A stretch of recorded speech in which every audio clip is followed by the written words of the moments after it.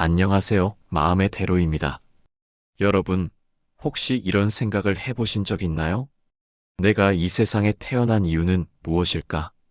혹은 삶의 의미는 대체 어디에 있는 걸까? 우리가 이 질문을 마주하는 순간은 대부분 특별한 상황일 때가 많습니다.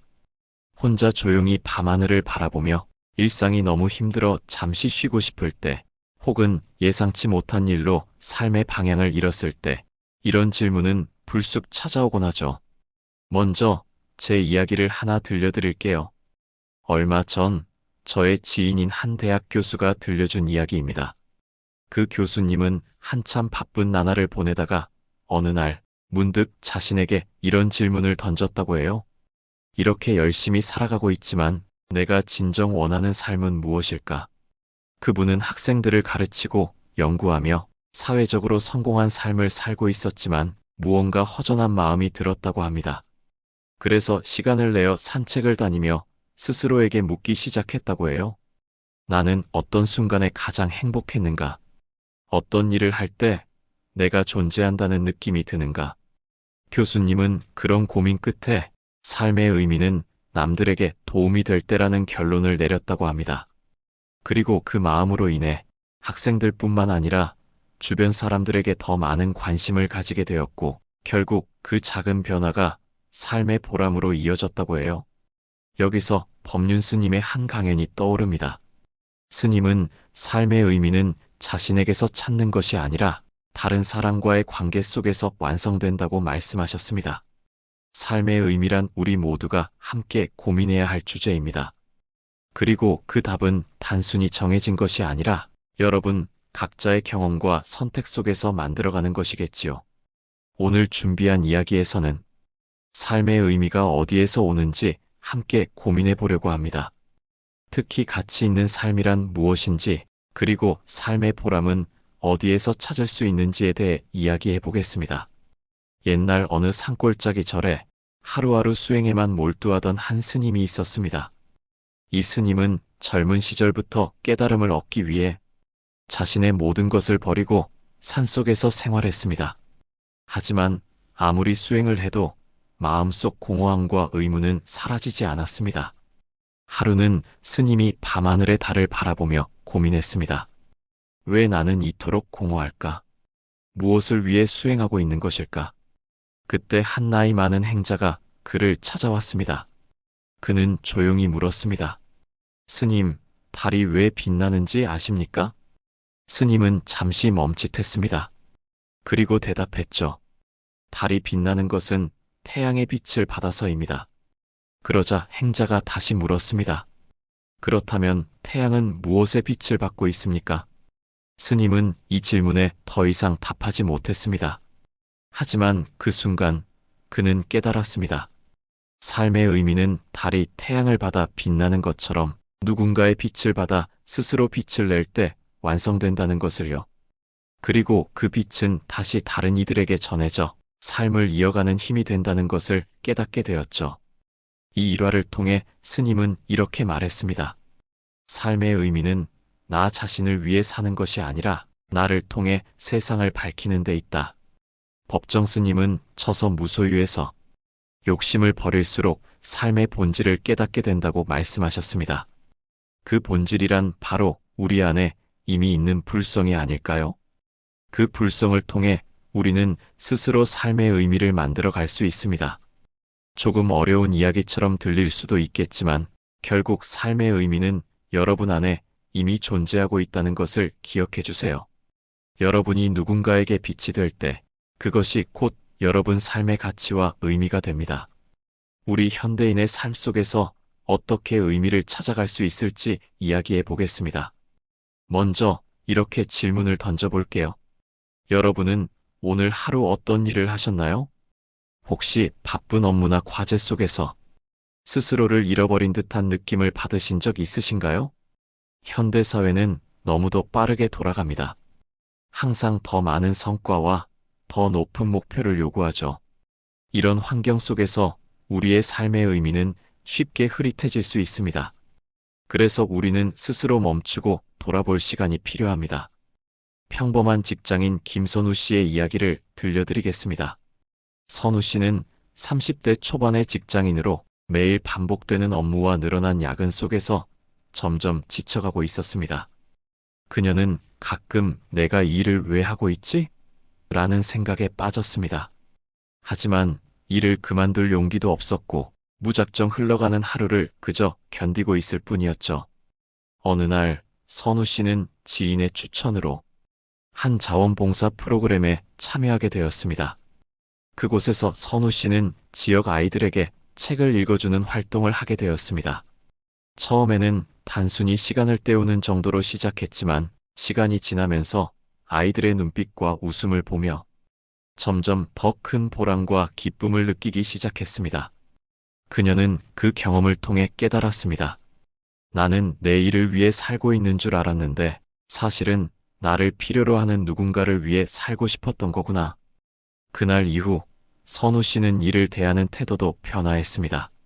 직장에서의 작은 성과도 누군가에게 도움이 될 수 있다는 것을 알게 되었고, 그로 인해 자신의 역할과 의미를 다시 찾게 되었죠.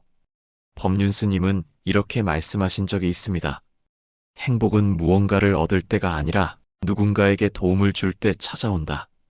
우리 삶의 의미 역시 이와 비슷하지 않을까요?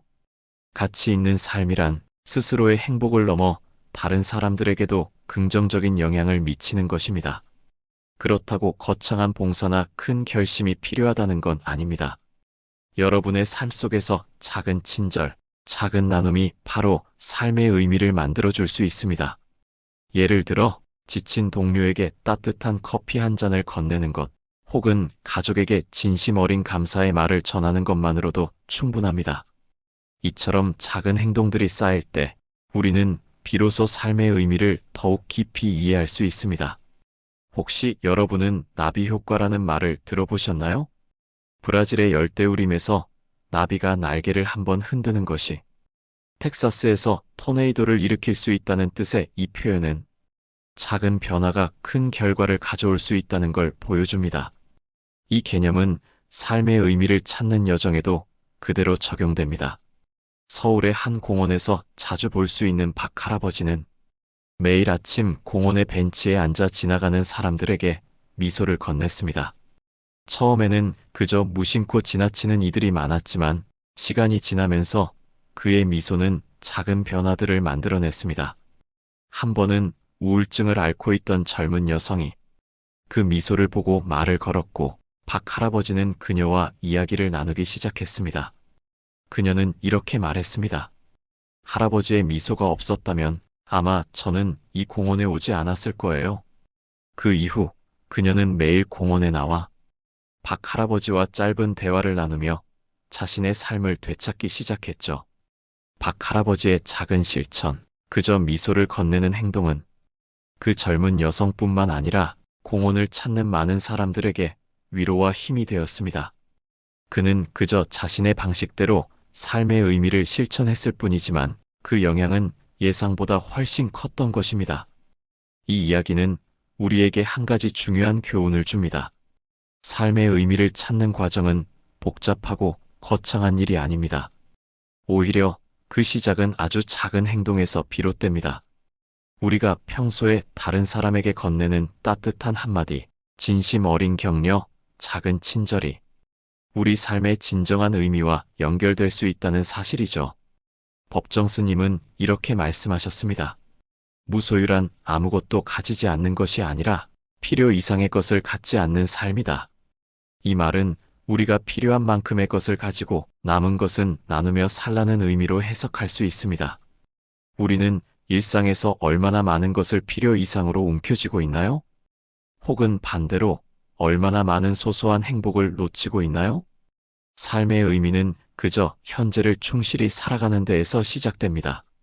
아침에 일어나 잠시 창문을 열고 맑은 공기를 들이마시는 것, 가족과 함께 식사를 하며 웃음을 나누는 것, 친구에게 안부를 묻는 짧은 전화 한 통조차 우리 삶을 풍요롭게 만드는 중요한 실천입니다. 여러분도 한번 생각해 보세요. 지금 여러분이 하고 있는 작은 행동들이 누군가에게 어떤 의미를 줄 수 있을지 말입니다. 우리가 찾고자 하는 삶의 의미는 고전 철학과 불교의 가르침 속에서도 깊은 통찰과 함께 발견될 수 있습니다. 그 지혜는 수천 년 전부터 이어져 오며 우리의 내면을 비추는 등불이 되어 왔습니다. 아리스토텔레스는 행복은 인간 삶의 궁극적인 목적이다라고 말했습니다.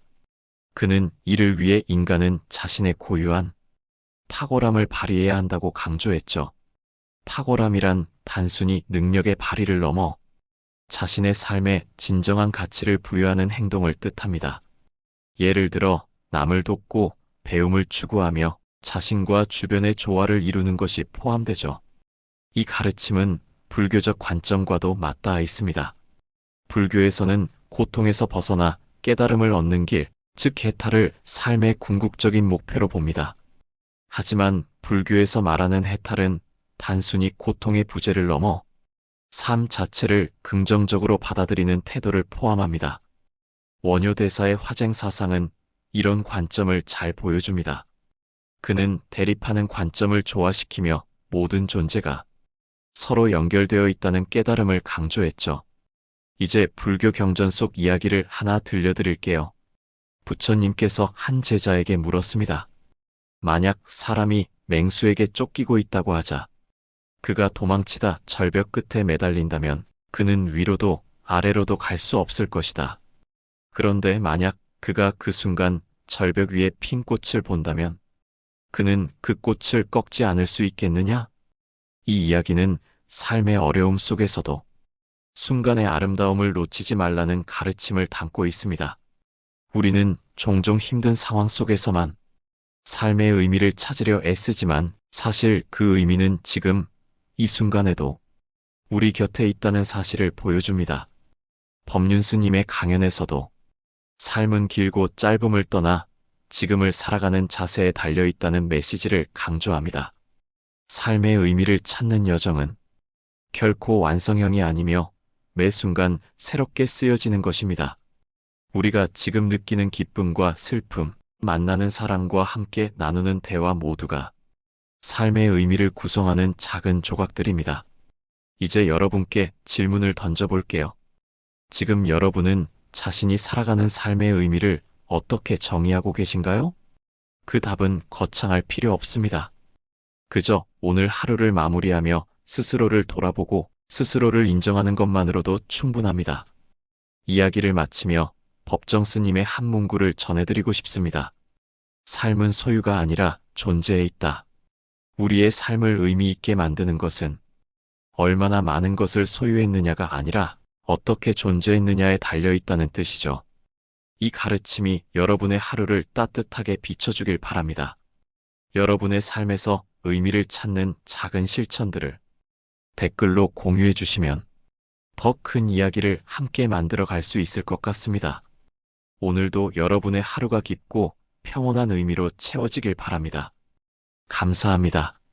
여러분의 마음이 탄탄대로로 뻗어가는 그날까지 마음의 대로였습니다. 구독과 좋아요는 저에게 큰 힘이 됩니다.